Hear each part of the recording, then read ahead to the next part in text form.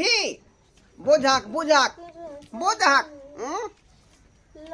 अरे तो हमरा तू दे नौ तो नहीं देला इन भाई तो नहीं देला आय एक बेर मुरन के बाद ठान देलही। अच्छा ठीक है फुर्सत में ना बताइए वो जरूर ठीक है रख रख। के छलियो के फोन कैले छल खाली जे है ना सिंघाड़ा पेटर करैत रह आय आ ई देखा त बाप रे बाप ई कुरकुरे रे त कौन चिप्स भुजा भरी खा के पूरा अंगना में लगेने है आय की करिए खाए नाय ये ई सब त उ आदमी खाइ देगा पेट में धिया पुता होय है का आय आ तोरा जे एते दिन के बियाह शादी के केला के भेल आ एखन तक धिया पुता ने भरल हन आ लोग सब में ताना पताना मारै है। त की चाहे छी अहाँ आय अहाँ के हम धिया पुता दो जन्म जा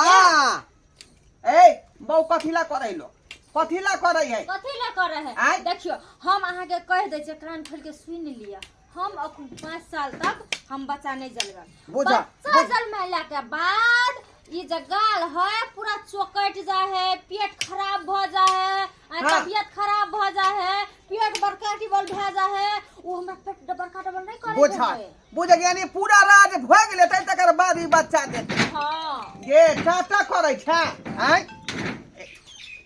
अभी तो हम बंद करू ओ धर